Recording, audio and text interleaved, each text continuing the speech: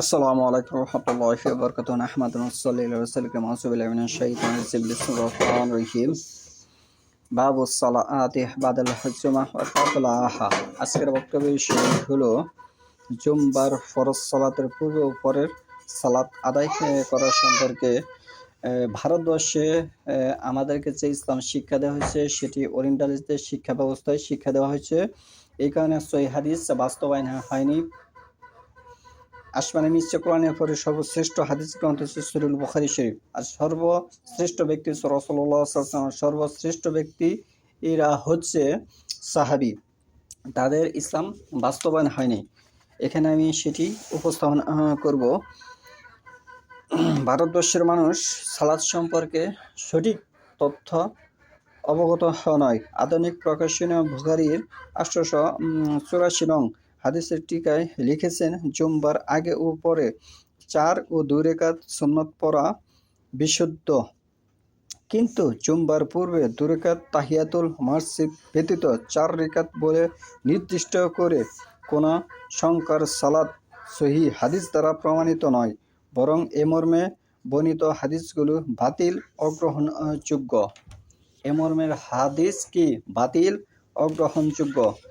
এখানে বুখারীর একটি রেফারেন্স দেওয়া হয়েছে। এখানে ইন্টারন্যাশনাল বুখারী শরীফ বলতে যেটি আমি বোঝাতে চাচ্ছি, যেটি হোল পৃথিবীতে চলে, কিন্তু এখানে যে বুখারী শরীফের রেফারেন্স দিয়েছে তারা 884 নং হাদিস, আধুনিক প্রকাশনীয়। এটি আমাদের বাংলাদেশ এবং পাকিস্তান, দেওবন্দ এই সমস্ত জায়গায় এই বুখারী শরীফ চলে। এটি তারা কারচুপি করে তাদের ভাব মতন তারা এই গ্রন্থটি লিখে নিয়েছে। এটি ইন্টারন্যাশনাল যে বুখারী শরীফ, আন্তর্জাতিক মানের যে বুখারী শরীফ, তার বিরোধিতা করে তারা এটি লিখেছে। এখানে স্পষ্টভাবে যে হাদিসটি বর্ণনা হয়েছে সহিহ বুখারীর প্রথম খণ্ডে 937 নম্বর হাদিস, স্পষ্টভাবে যে বর্ণনা এসেছে আব্দুল্লাহ ইবনে ওমর রাদিয়াল্লাহু হতে বর্ণিত হয়েছে, রাসূলুল্লাহ সাল্লাল্লাহু আলাইহি ওয়াসাল্লাম জোহরের পূর্বে 2 রাকাত সুন্নত পড়তেন, উপরে 2 রাকাত পড়তেন। মাগরিবের পর নিচের ঘরে 2 রাকাত পড়তেন। মাগরিবের পর কোন জায়গায় সালাত আদায় করতে হবে? নিজের ঘরে ফিরে এসে ফরজ সালাতরা জামাতবদ্ধভাবে পড়বেন, এবং যে সুন্নত হিসেবে আপনারা চিনে থাকেন সেটি হচ্ছে নফল, এটি আপনার ঘরে পড়তে হবে 2 রাকাত, এবং এশার পর 2 রাকাত সালাত আদায় করতেন। আর জুমবার দিনে নিজের ঘরে ফিরে না যাওয়া পর্যন্ত সালাত আদায় করতেন না, ঘরে গিয়ে 2 রাকাত সালাত আদায় করতেন। এই হাদিসটি আমি যে হাদিসটি তেলাওয়াত করেছি অধিকাংশ খাতিরে বুখারী শরীফের যে রেফারেন্সটি দিয়ে থাকি, যত বক্তব্য আমি পেশ করেছি এই বুখারী শরীফের রেফারেন্স দেওয়া মানে এই হাদিসটি 9টি গ্রন্থে লিপিবদ্ধ করা আছে।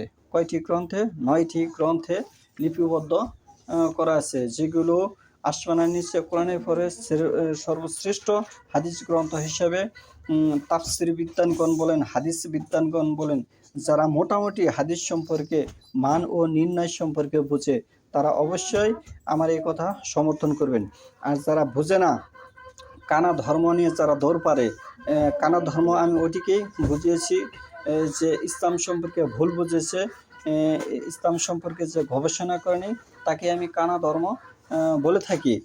ইসলাম নিয়ে যে বিভ্রান্তি কথাবার্তা সমাজে ছড়িয়ে থাকে, ইসলামের যে কোনো রেফারেন্স উপস্থাপন করে না, এবং সহিহ বিশুদ্ধ হাদিস এবং আল কোরআনের রেফারেন্স সহকারে সমাজে যেটি বাস্তবায়ন করতে চায় না, যারা তাদের নিজেদের মন গড়া যুক্তি দিয়ে মানুষকে গুমরাহির দিকে ডেকে নেয়, তাকে আমি কানা ধর্ম বোঝানোর চেষ্টা করেছি।